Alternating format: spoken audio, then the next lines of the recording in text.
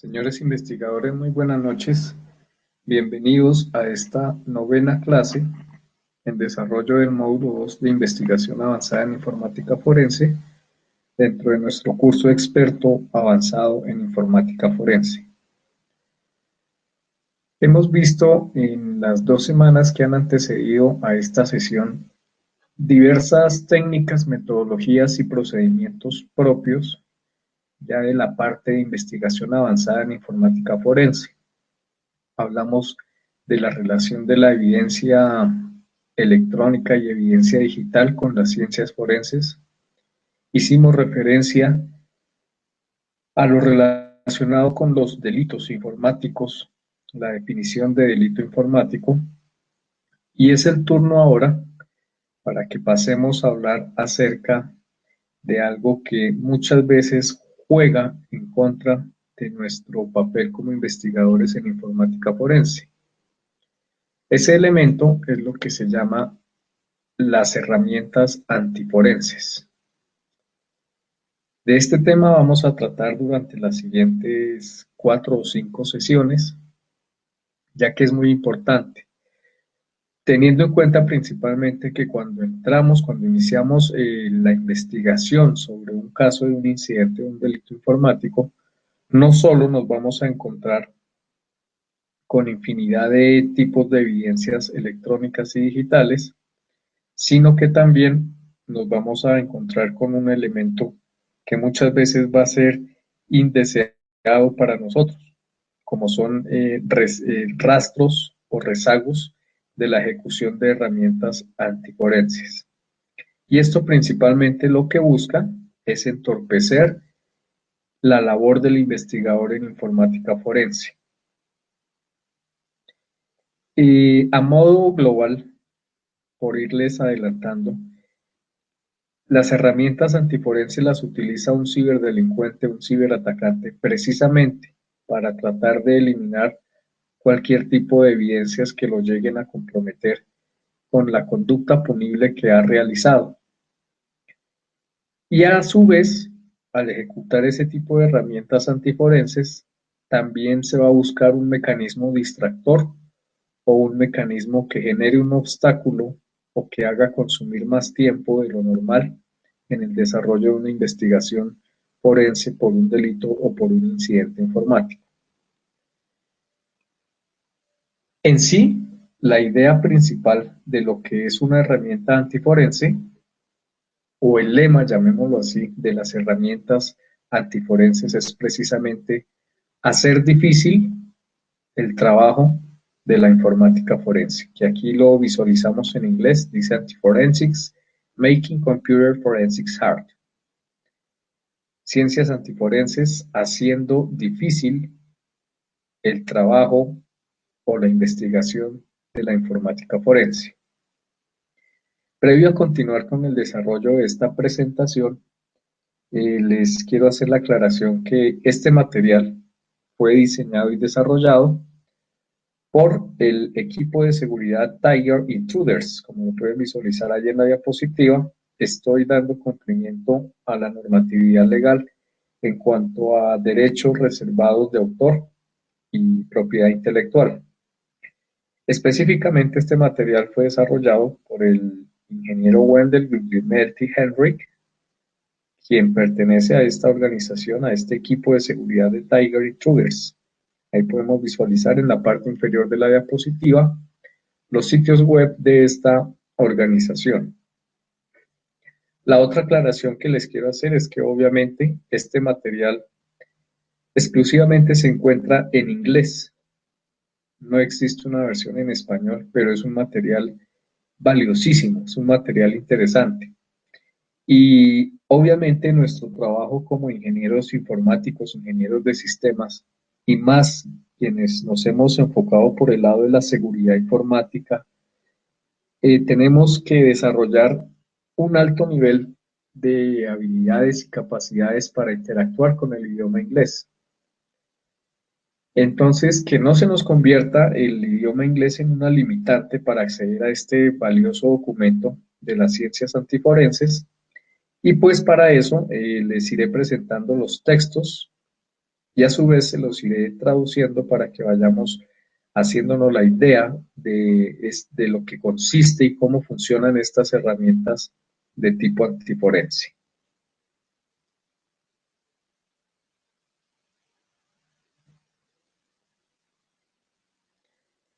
El desarrollo temático de este material está conformado por los siguientes puntos. Vamos a recordar la definición acerca de qué es la informática forense, que ya para esta altura del desarrollo del curso debemos haber ya asimilado, comprendido y entendido esa definición de informática forense.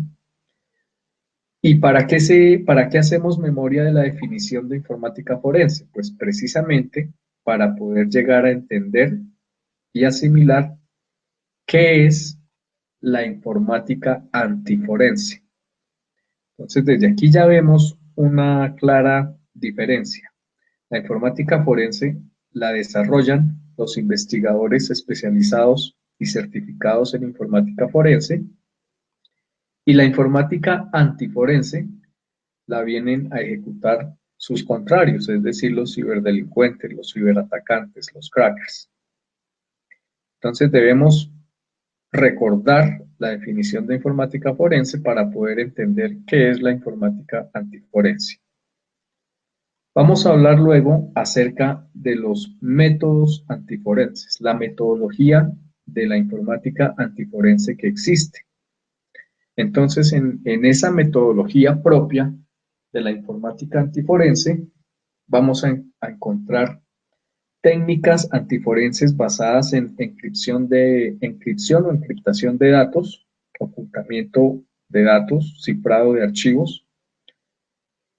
Igualmente vamos a hablar acerca de las técnicas de esteganografía como una herramienta de la informática antiforense.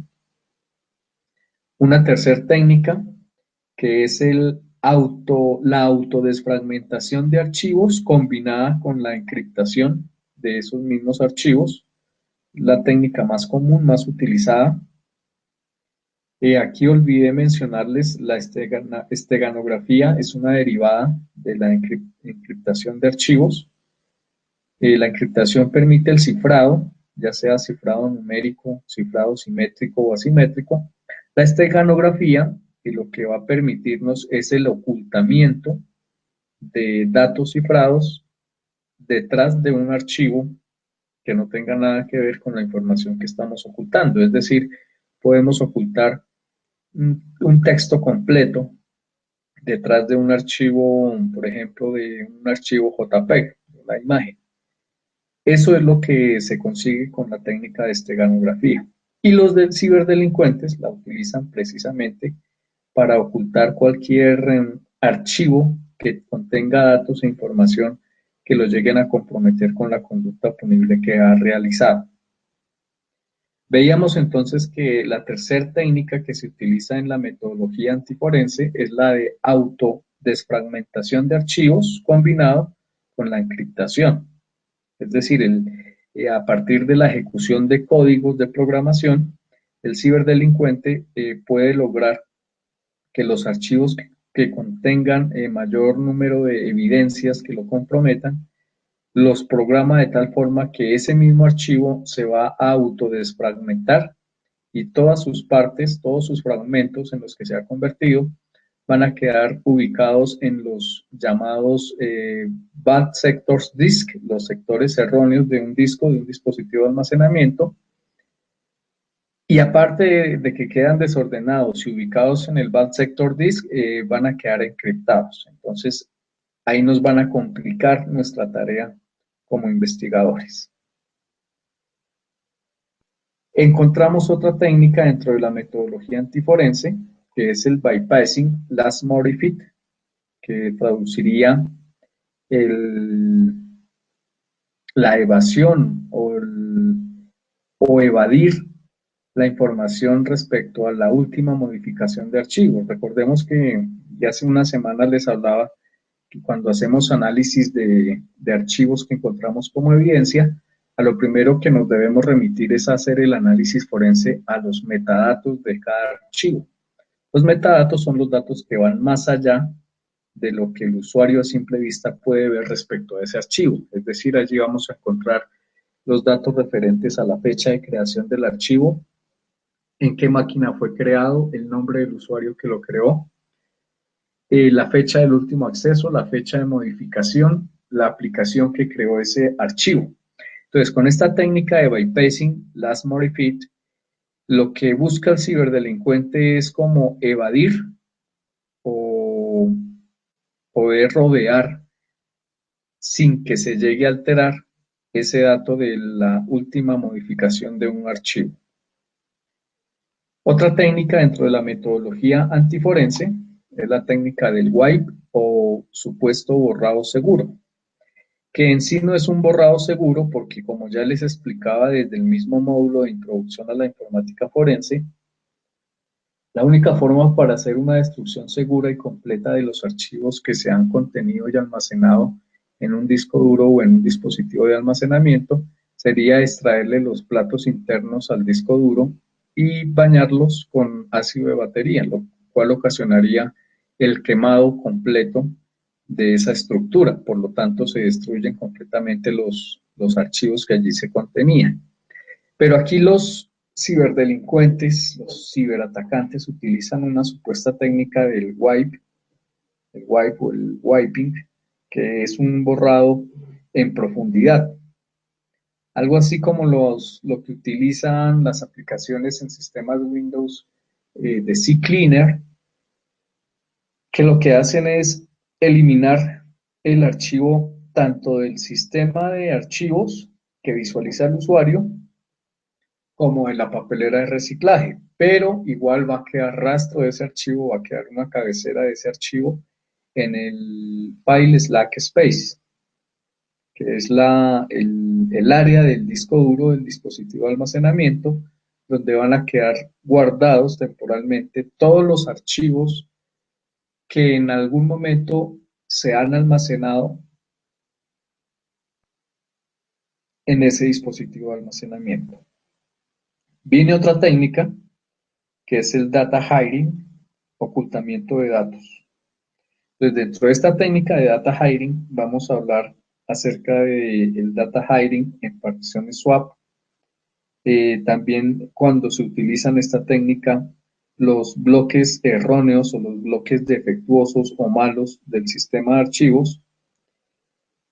Se habla también acerca del unallocated spaces, los espacios desubicados, es decir, aquellos espacios o sectores del disco que el usuario nunca puede, a los cuales el usuario nunca puede acceder, y los ADS, los ADS.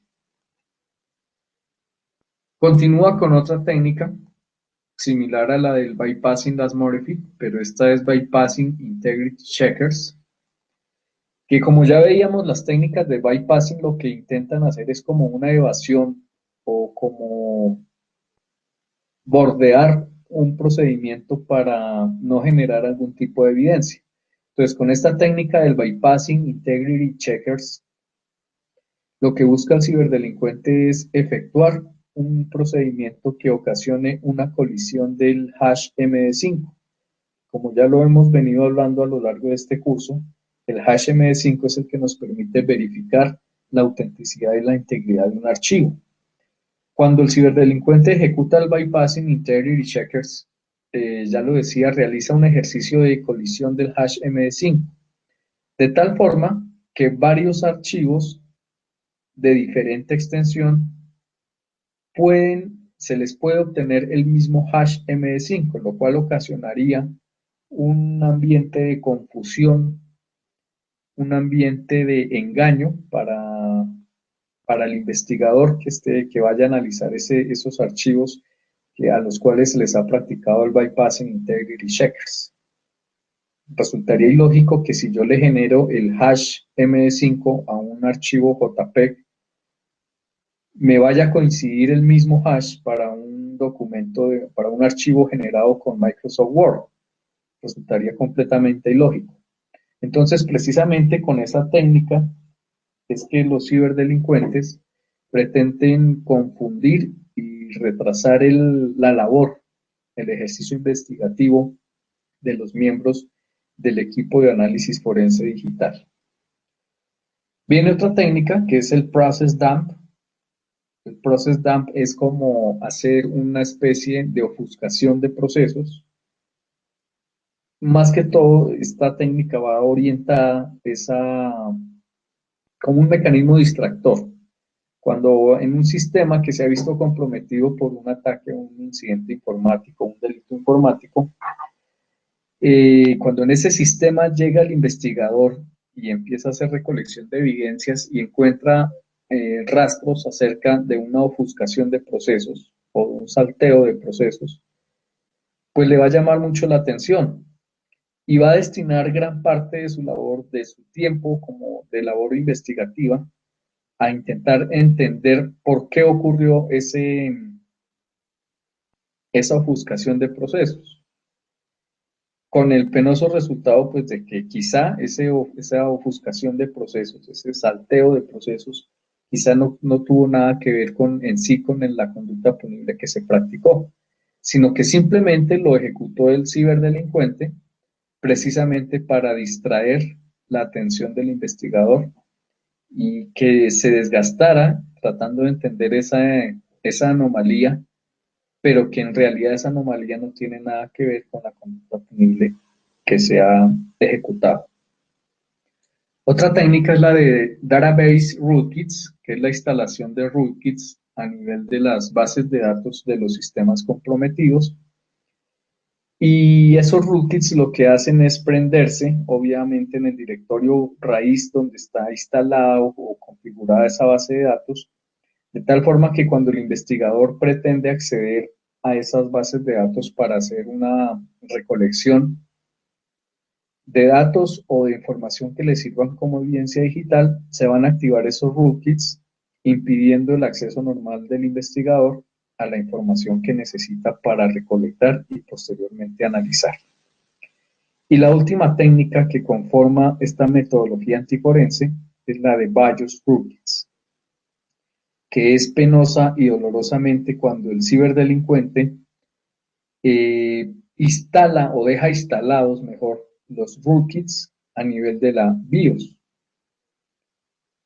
Como ya todos podremos entender, si un ciberdelincuente nos instala o le instala un rootkit a nivel de BIOS en la máquina que ha resultado comprometida o en la máquina víctima de la conducta punible, pues difícilmente el investigador va a poder acceder al, al sistema operativo, ya que la BIOS va a estar infectada, no va a haber reconocimiento de dispositivos de entrada ni de salida, y obviamente no se va a poder acceder al arranque de ese sistema operativo, lo cual va a dificultar la labor investigativa del equipo de análisis forense digital. Y obviamente el consumo de recursos de tiempo, el desgaste que va a ralentizar el desarrollo de la investigación. Esas son entonces las técnicas que vienen a conformar la metodología de las herramientas y procedimientos antiforenses.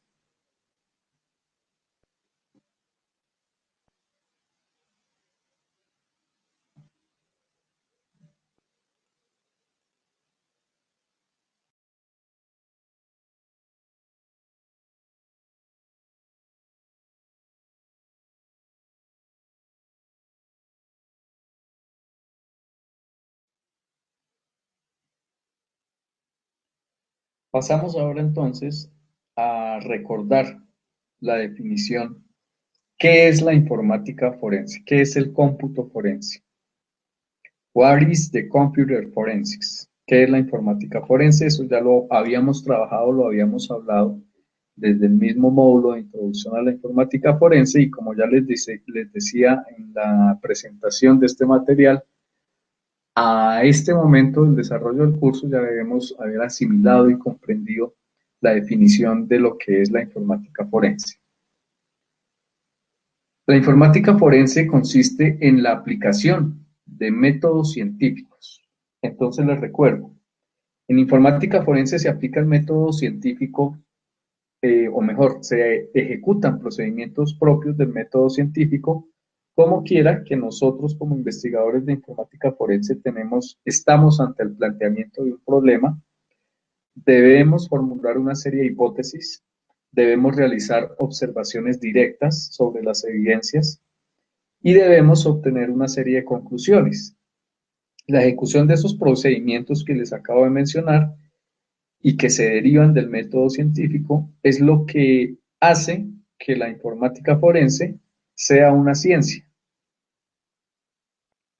Eso lo hablábamos en el módulo de introducción a la informática forense, que por eso es que se entiende que la informática forense es una ciencia, porque dentro de su metodología y técnicas de procedimiento vamos a realizar labores heredadas del método científico.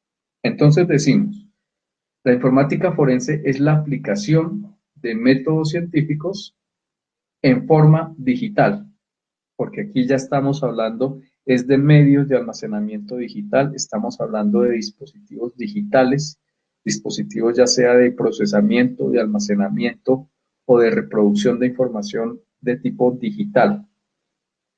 Entonces, la informática forense es la aplicación de métodos científicos en forma digital con el objetivo de determinar si un recurso informático, hablamos de discos duros, hablamos de CDs, hablamos de dispositivos en estado sólido, pendrives, memorias USB, con el objetivo de poder determinar si un recurso informático, si un dispositivo informático está siendo o fue usado para realizar actividades ilegales o inautorizadas, sin autorización.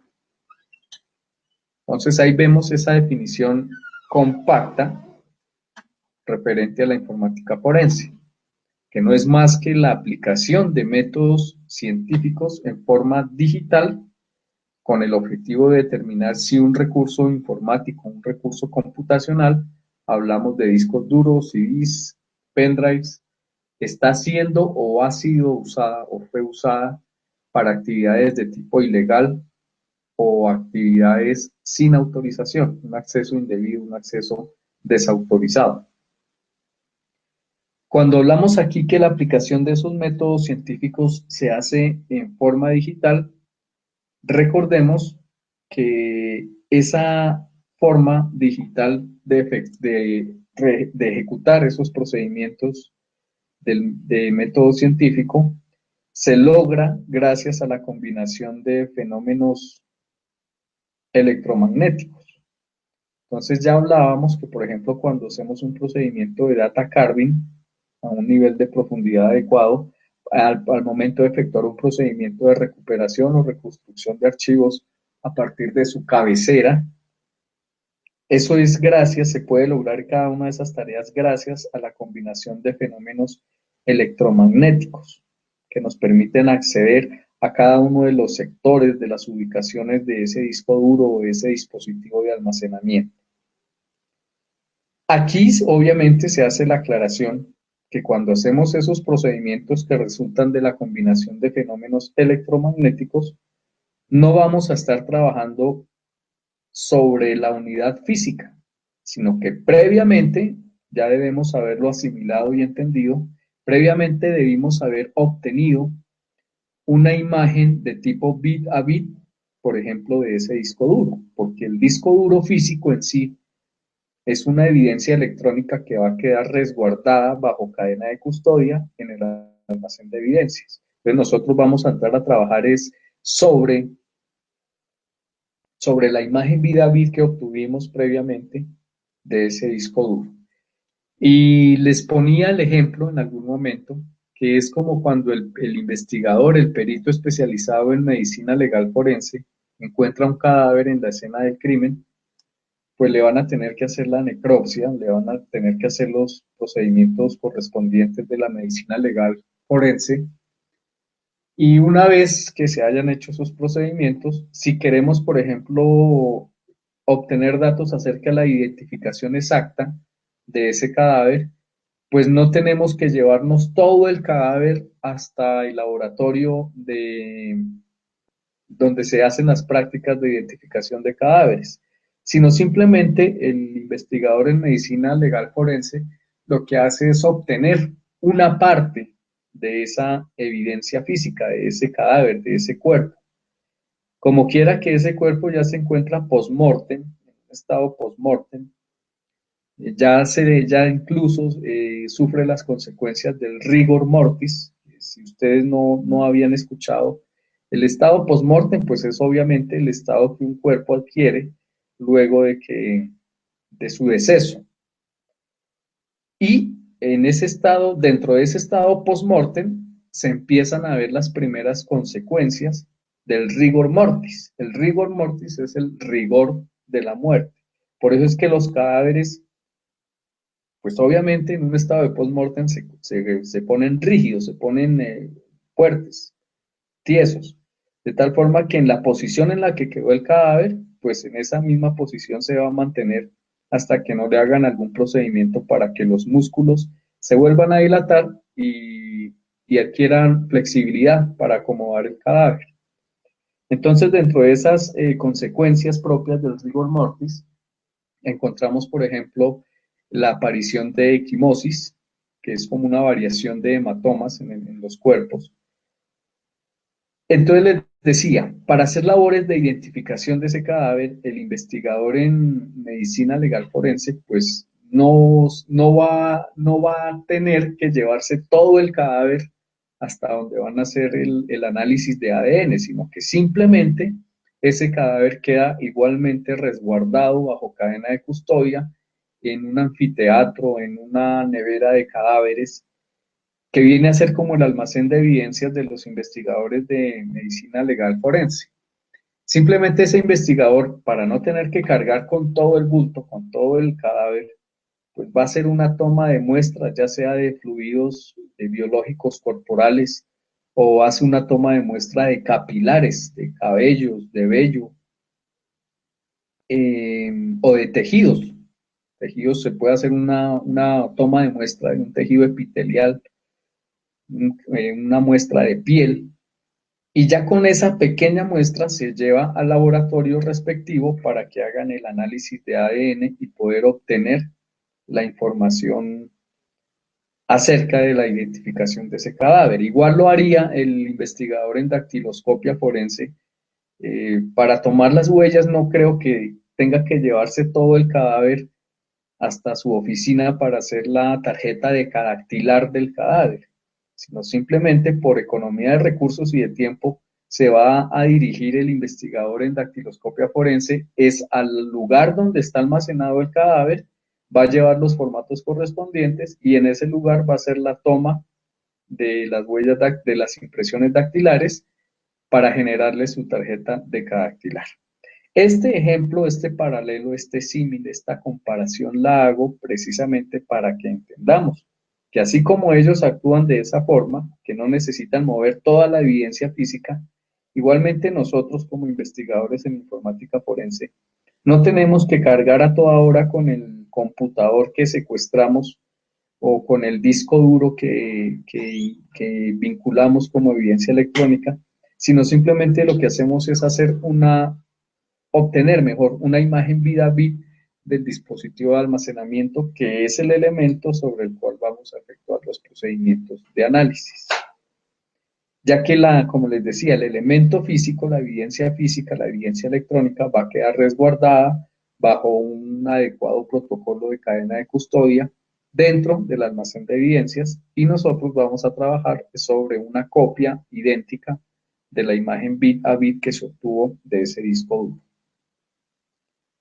Eso entonces para poder explicar lo que se refiere a este concepto de informática forense cuando dice que es la aplicación de métodos científicos en forma digital, con el objetivo de poder determinar si un recurso informático ha sido o fue usado para actividades ilegales o sin autorización. Habiendo entendido y recordado la definición de la informática forense, vamos a hablar ahora acerca de qué es la informática antiforense. Entonces, aquí vamos a hablar de nuestro dolor de cabeza. Con esto, pues obviamente no les quiero generar un pánico, no les quiero generar o no estoy publicando un hoax, Como ustedes saben, en informática los hoax son las alarmas falsas con el ánimo de generar un pánico a nivel de una comunidad, de una sociedad. Entonces no quiero aquí generar un hoax ni crear sustos, ni crearles miedos ni fantasmas a ustedes, es decir, no quiero que generarles fobias respecto a las herramientas antiforenses.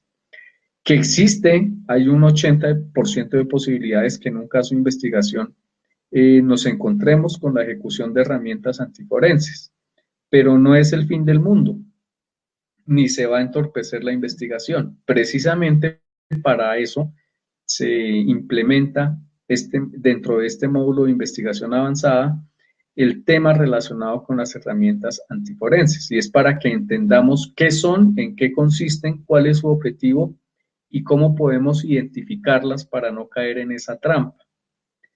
Es cierto que, como ya se lo decía, son el objetivo que persiguen las herramientas antiforenses, pues es la de ralentizar el desarrollo de una investigación sobre una conducta punible informática, o distraer la atención del investigador o desgastarlo. Va a haber un consumo excesivo de recursos, pero precisamente en nuestro olfato como investigadores debemos saber identificar en qué situaciones nos estamos encontrando frente a la ejecución de una herramienta antiforense. Respecto a este concepto de herramientas o informática antiforense, vamos a decir que la informática y las herramientas antiforenses son métodos, técnicas o metodologías para remover, eliminar u ocultar evidencias. Ese es el principal objetivo que persiguen las herramientas antiforenses. Remover, eliminar u ocultar las evidencias que comprometen al responsable de una conducta punible con el hecho que ha cometido. Esto se hace o lo hace el ciberdelincuente con el objetivo de mitigar o alterar los resultados dentro de la investigación de informática forense. Ya lo decíamos en la presentación de este material. En sí, lo que persigue un ciberdelincuente cuando utiliza herramientas antiforenses precisamente es la de remover, modificar o alterar evidencias para mitigar o para cambiar el curso o los resultados de una investigación en informática forense. Entonces, las principales técnicas que utiliza son remover evidencias, eliminar evidencias, desfragmentar evidencias o, en su defecto, ocultarlas. Pero al mismo tiempo, dentro de esa modificación de evidencias, vamos a encontrar, como ya lo veíamos, por ejemplo, las técnicas de la autodesfragmentación, la instalación de rootkits. Pero todas estas técnicas que constituyen la metodología antiforense, precisamente es con el único ánimo, con la única meta que tiene el ciberdelincuente, que es el de alterar, mitigar o cambiar los resultados de una investigación en informática forense. Es esto entonces el concepto relacionado con las herramientas y en sí con el mundo de la informática antiforense.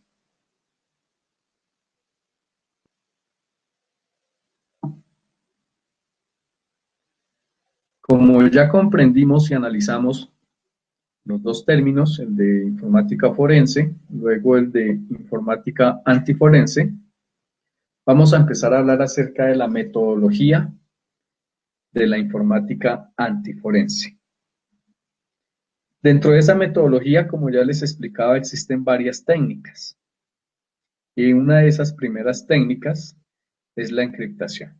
Es decir, para que un ciberdelincuente pueda efectuar o utilizar herramientas antiforenses, debe seguir un método, una metodología.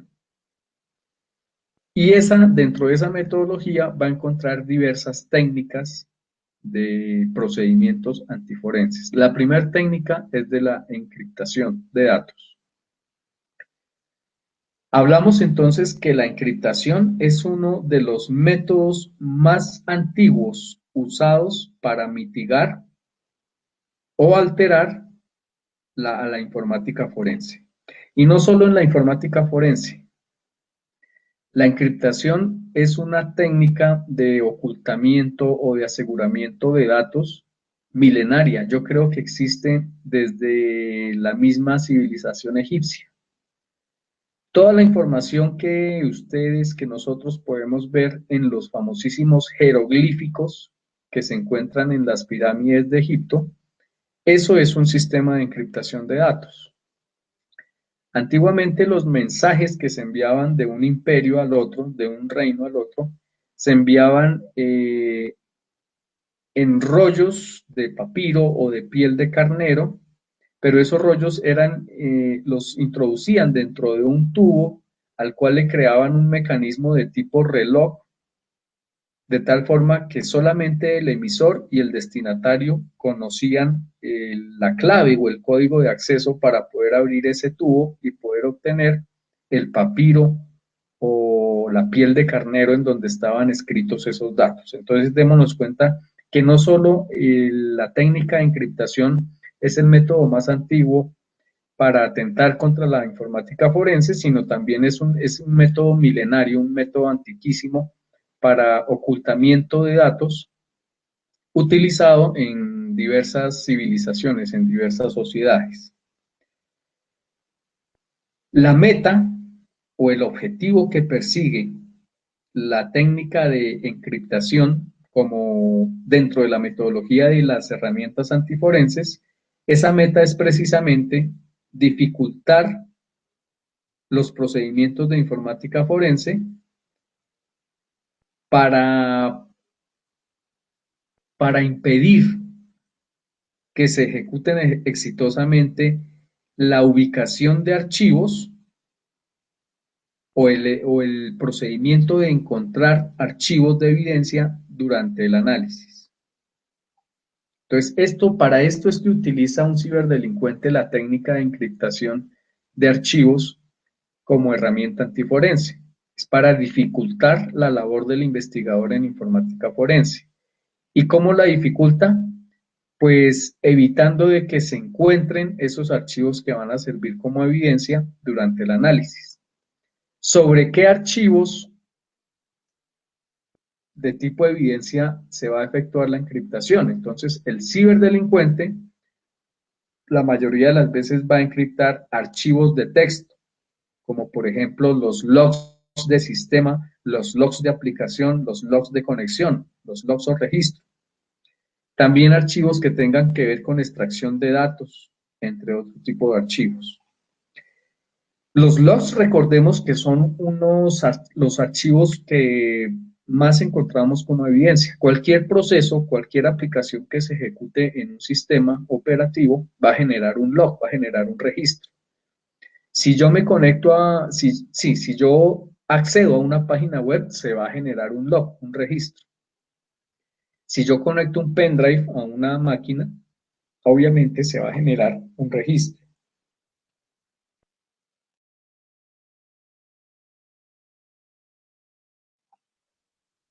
Entonces, por ese mismo hecho es que el ciberdelincuente va a querer encriptar esos archivos de texto.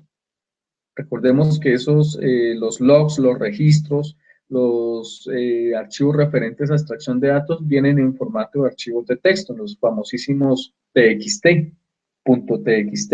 Entonces, precisamente por la misma sencillez y la fácil manipulación de este tipo de archivos TXT, fácilmente se dejan encriptar.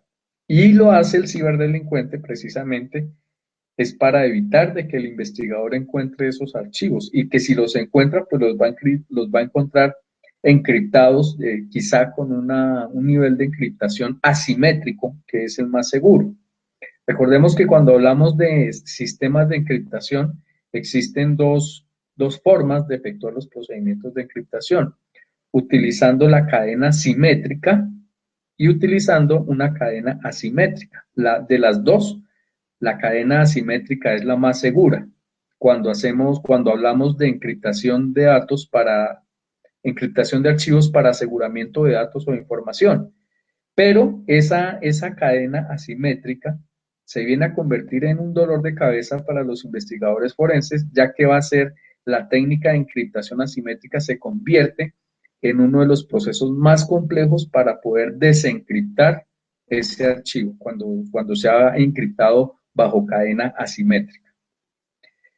El otro tipo de archivos que el ciberatacante va a querer encriptar como ejercicio antiforense son los archivos binarios. Entonces, como binarios vamos a hablar, por ejemplo, de los ejecutables, los .exe, los batch, y unos ejemplos de esos archivos vienen a ser los exploits, los sniffers, los backdoors, los Trojan horses, los worms, incluso hasta los rootkits.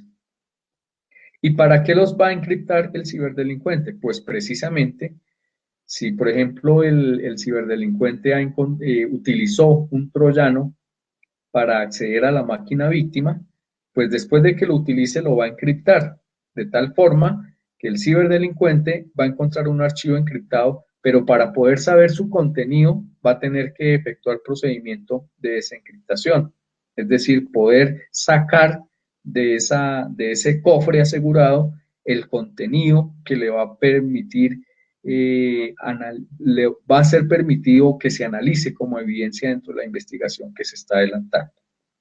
Entonces, ya tenemos que principalmente la técnica de encriptación la desarrolla un ciberdelincuente contra dos tipos de archivos principalmente, los archivos de texto, que hacen referencia a los logs y registros de sistema y de cualquier actividad que se ejecute en la máquina o en el dispositivo, e igualmente los archivos que tengan que ver con extracción de datos. Y el segundo tipo de archivos que por lo general va a encriptar el ciberdelincuente son los archivos de tipo binario, como por ejemplo los exploits, los sniffers, los Trojan horse y los backdoors, los rootkits. Y a continuación vemos aquí un ejemplo de cómo se encripta el contenido de un log relacionado con la ejecución de una aplicación de sniffing. Entonces, en sí hace referencia a la ejecución de una aplicación, tal como lo vemos. Está ubicado en el directorio, al parecer este ejemplo se ha obtenido de un sistema GNU Linux, porque vemos la ubicación, está en el directorio var, directorio raíz, subdirectorio var, subdirectorio archivos temporales. El archivo se denomina catsniff.log. Ese archivo va a ser, o mejor, va a contener quizá información acerca de la instalación o ejecución de un programa que permitía hacer sniffing, es decir, permitía olfatear los paquetes de datos que navegaban a través de una red. Si bien se puede encontrar, se puede ubicar ese archivo, démonos cuenta que su contenido es absoluta y completamente ilegible, incomprensible. Con esto es con lo que muchas veces nos vamos a encontrar como investigadores en informática forense, de que así nos encontremos con un archivo que por su nombre y por su extensión nos llama la atención de que es una evidencia valiosa. Desafortunadamente, cuando lo abrimos o cuando lo accedemos, nos damos cuenta que ha sido encriptado como un método antiforense que ha ejecutado el ciberdelincuente. Y muchas veces al desencriptarlo nos encontramos con esto, de que la información que contenía ha sido codificada. Y ahí es donde viene la tarea ardua, prolongada y difícil del investigador en informática forense. Empezar a efectuar procedimientos para tratar de decodificar esa información. En esas dos líneas de contenido respecto a ese log de una aplicación de sniffing, nos podemos dar cuenta, o mejor, nos podemos dar cuenta que al parecer dentro de la técnica de encriptación que utilizó el ciberdelincuente fue utilizando una cadena asimétrica. Y asimétrica nos vamos a poder identificar cuándo se utilizó una cadena asimétrica y cuándo una cadena simétrica Asimétrica porque es cuando el contenido de un archivo encriptado se encuentra completamente ilegible. Es una cadena, se ha utilizado una cadena asimétrica. Cuando nos encontramos frente a la situación de un archivo que ha sido encriptado a través de cadena simétrica, por lo general aparecen caracteres del mismo tipo, es decir, el contenido del archivo pueden ser, por ejemplo, todos los números 4, es decir, todos los caracteres que originalmente contenía ese archivo van a ser reemplazados por el número 4, entonces es cuando se utiliza cadena simétrica. En este caso, al parecer, es un síntoma de que la cadena que se utilizó en la técnica de encriptación de ese archivo fue utilizando una cadena asimétrica. En el segundo ejemplo, vamos a observar la encriptación. En el ejemplo anterior vimos la encriptación de un log, de un registro, un archivo de registro de actividad de una aplicación de sniffing. En el segundo ejemplo vamos a observar que se ha encriptado un archivo binario, que tiene que ver con un exploit. Y al igual que en el ejemplo anterior, nos va a permitir ubicarlo. Visualizamos aquí que se encuentra, igualmente al parecer fue encriptado en un sistema Linux. Se encuentra directorio raíz, subdirectorio var, subdirectorio archivos temporales, pero al parecer de los archivos temporales ocultos por el mismo sistema. Dentro de ese subdirectorio de archivos temporales ocultos encontramos un archivo que se denomina priv-exploit. Cuando accedemos a ese archivo, entonces se va a encontrar, por ejemplo, con la clave pass to decrypt xpl. Y se está revisando, se está verificando el destino y nos hace la confirmación. Y está obteniendo una dirección y hace la confirmación. Y el resultado, luego de intentar desencriptar ese archivo binario, es solamente que se genera un archivo de tipo bash denominado 3.00. Nada más, pero no podemos visualizar el contenido en sí de ese archivo, sino lo único que se genera es un bash. Esos son entonces dos ejemplos claros de cómo se utilizan las técnicas de encriptación como herramientas o dentro de la metodología propia de la utilización de herramientas antiforenses. Y como lo visualizamos, lo hace el ciberdelincuente es precisamente para ocultar el contenido de archivos de tal forma que el investigador, cuando accede a esos archivos, si bien los puede abrir, va a quedar confundido con el contenido de esos archivos. Aparte de que el simple hecho de intentar abrir un archivo encriptado conlleva una larga duración de tiempo, es decir, vamos a consumir demasiados recursos de tiempo, lo cual hace que nos desgastemos y que le quitemos o que le dejemos de dedicar más tiempo a otros procedimientos propios del análisis forense que se está realizando con motivo de la ejecución de un incidente o de un delito informático. Entonces, esta es la primera técnica que se utiliza dentro de la metodología de encriptación como herramienta de la informática antiforense. De esta forma, entonces, hemos concluido nuestra novena clase del módulo 2, Investigación Avanzada en Informática Forense, y que corresponde a las ciencias antiforenses. Les agradezco inmensamente su atención. Espero que estos conocimientos que se han adquirido en esta sesión sean de su agrado y que se conviertan en herramientas potenciales que les sirvan dentro de su desarrollo profesional como investigadores en informática forense. Mil gracias, nos encontramos en la siguiente sesión.